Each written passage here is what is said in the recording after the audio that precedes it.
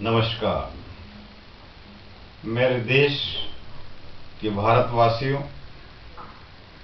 गणतंत्र दिवस की शुभकामना के साथ इस देश की दिशा परिवर्तन राजनीति के संदर्भ में आपसे चर्चा करने के लिए आपके सामने प्रस्तुत हुआ हूं।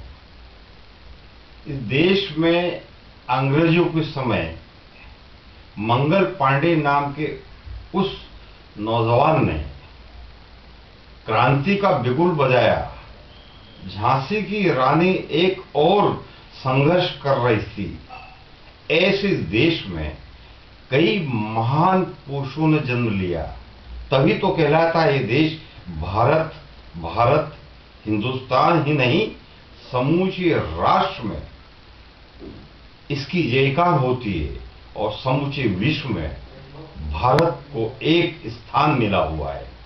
इस विश्व में यदि शक्तियां, देवी देवता, महापुरुष जन्म लेते हैं थे और लेते आ रहे हैं।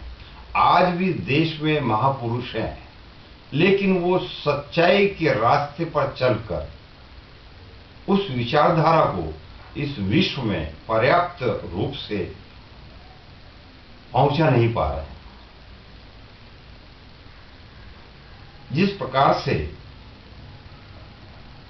मनुष्य धरती पर आता है, किसी भी समाज का हो, तो उस स्वरूप में उसमें कहीं सच्चाई, कहीं बुराई, कहीं बेईमानी, कहीं भ्रष्टाचार, इस प्रकार के जो शब्दों का जो ये मायाजाल रचा गया है, ये हर व्यक्ति, हर प्राणी में विद्यमान होता है।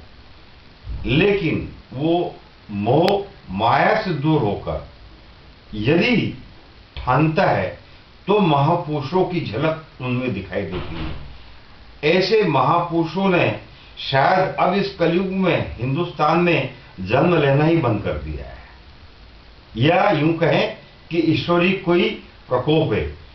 आजादी के बाद 65 वर्ष हो गए, आज भी कहीं हमें प्रकाश की किरण नजर आती है।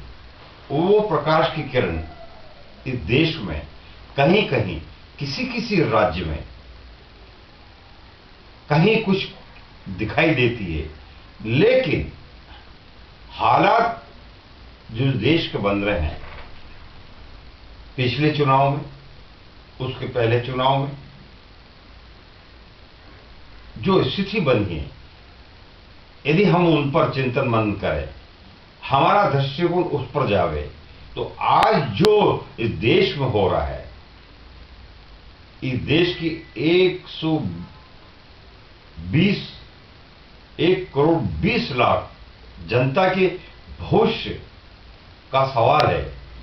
इस युग में, आज के समय, ऐसी महंगाई कभी देखने को नहीं है, इतना भ्रष्टाचार कभी देखने को नहीं मिला, इतने लूटमार कभी देखने को नहीं मिली। इतिहास बदल गया। अब यदि इतिहास और बदलना है तो हमें चिंतन मनन करना चाहिए। हमें 3 रंग पर जाना है, 2 रंग पर जाना है, 1 रंग पर जाना है।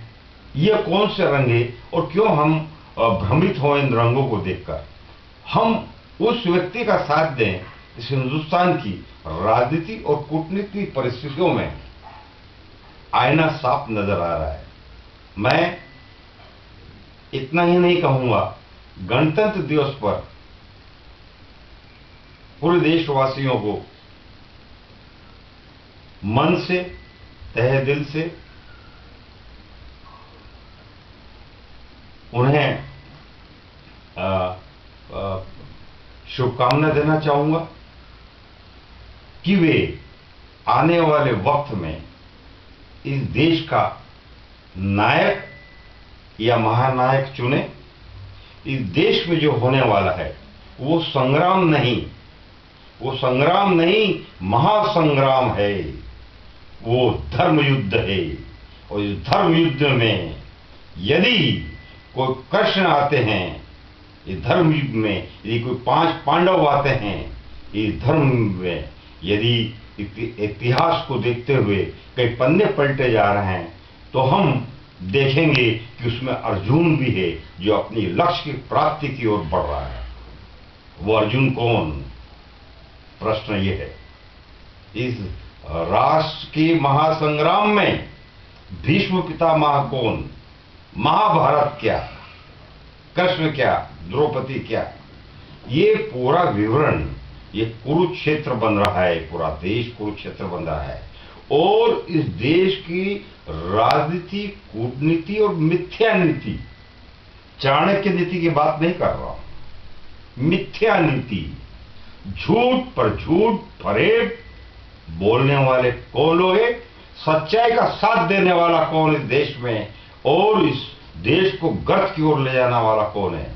कौन हिंदुओं की बात करता है और कौन मुसलमानों की बात करता है, और कौन सिखों की बात करता है, कोई ईसाइयों की और पारसियों की बात करता है, और कोई इस देश को वोट के खातिर अलग अलग भागों में बांट रहा है जात के नाम से। अभी अभी फिर सुनने में आया कि अल्पसंख्यक आयोग में कुछ और अल्पसंख्यक देश के अंदर बढ़ा दिए गए हैं। मेरा इस देश के बुद्धिजीवी पत्रकारों से कहना है, प्रेस से कहना है, मीडिया से कहना है कि वे चिंतन मनन करें, किसको फोकस देना है, किसको ऊंचा उठाना है, किसको नीचे उठाना है, कौन व्यक्ति सही बोल रहा है, कौन व्यक्ति गलत बोल रहा है। ये बहुत बड़ी भूमिका हमारे देश में पत्रकारों की, कि वे राजनीतिक पार्टी के राजनेताओं के साथ कहीं बैठ जाते हैं दो वक्त, और उस विचारधारा को ये आगे तक जो है पहुंचाने का प्रयास करते हैं। लेकिन वो विचारधारा आखिर कितनी विचारधारा, कौन कौन सी? मेरा वरिष्ठ जनों से, बुद्धिजीवियों से, पत्रकारों से, लेखकों से, प्रोफेसरों से,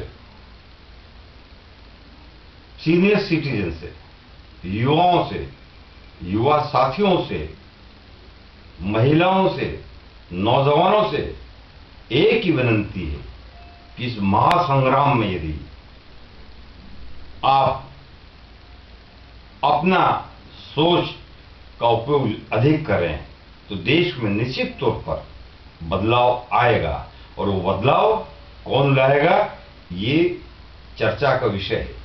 ये चर्चा हर गली, मोहल्ले, पंचायत में, सड़कों पर इसका शुभारंभ हो चुका है। और ये शुभारंभ दिल्ली से हुआ है। दिल्ली के अन्ना हजारे के शिष्य, आज वो अपने आप को मानते हैं मिस्टर केजरीवाल। केजरीवाल कुछ करना चाहते हैं, उन्हें करने दीजिए। मोदी जी उन्हें कुछ करने दीजिए, सोनिया जी उन्हें कुछ करने दीजिए। आपकी नजर में वो युवा हैं, नए हैं, कुछ एक्सपेरिमेंट कर रहे हैं, कुछ थ्योरेटिकल बात कर रहे हैं, कुछ प्रैक्टिकल बात कर रहे हैं। यदि वे कुछ जनता की भलाई के लिए दिल्ली में आपके नाम से कर रहे हैं, जनता उसमें सम्मिलित है, और आज यदि वो व्यक्ति कहीं कुछ करना चाहता है, इस देश को कुछ दिशा देना चाहता है, तो उसमें आप लोग तिकड़मबाजी और अंगे क्यों लगाते हो? क्या इस देश की भलाई नहीं चाहते? क्या इस देश को आप चलाने नहीं चाहते? क्या इस देश की सच्चाई सामने नहीं लाना चाहते? एक व्यक्ति का इतने लोग विरोध करेंगे तो व्यक्ति काम कैसे कर पाएगा? मीडिया छोटी छोटी बातों को लेकर उछाल देता है। अमूत ने ये कहा था, उस समय ये कहा था, आज वो क्या कर रहा है? आज बंगले की बात कर रहा है, आज कार की बात कर रहा है, लाइट, अरे सब कुछ चीजें हैं। एक मनुष्य को 2 टाइम की रोटी चाहिए, मकान चाहिए, और सबसे बड़ी देश में चाहिए शांति। शांति तो है ही नहीं देश में। चलिए, कौन लाता है देश में शांति और कौन लाता है क्रांति? है कोई इसका जवाब? क्या मोदी जी के पास में जवाब है? क्या सोनिया जी के पास में जवाब है? क्या राहुल जी के पास में जवाब है? या वो दिग्विजय सिंह जी जो पिछले 10 सालों से राजनीति से अलग है, उनके पास जवाब है? अरे कार्य तो करने दीजिए। हमारा ये कहना है कि देशवासी का जो चिंतन मनन है, आज जो सोच है, जमीन का सोच क्या चाहता है, आम आदमी क्या चाहता है। मैं आम आदमी के समर्थक होने के नाते ये बात नहीं कर रहा हूं। मैं बात कर रहा हूं कि यदि कोई एक मुख्यमंत्री जनता की भलाई के लिए, गरीबों के लिए, आम आदमी के लिए ऐसे समय में संघर्ष करना है, तो उसे कार्य करने का आप मौका देवे, और वो कार्य करने में मौका क्या देवे, सहयोग भी देना चाहिए। और यदि ये भावना आपकी नहीं है, तो इसका मतलब आप केवल राजनीति करना चाहते हैं, इस देश की ओर आपकी नजर नहीं है, आप देश के दुश्मन हैं, और आप न काम करना चाहते हैं, न काम करने देना चाहते हैं। ऐसा विश्लेषण यदि इस देश की राजनीति में आएगा, तो कोई भी नेतृत्व कैसे एक ईमानदार और जमीन से जुड़ा हुआ व्यक्ति कर पाएगा।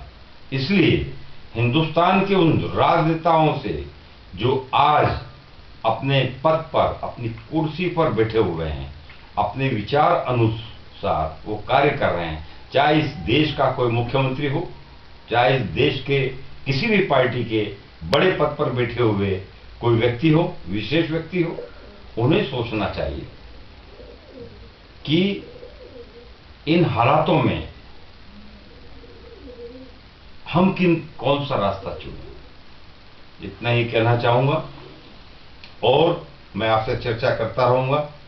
यदि मेरे विचार सही हैं, तो निश्चित रूप से आप मेरे विचारों को सुने, चिंतन मनन करें।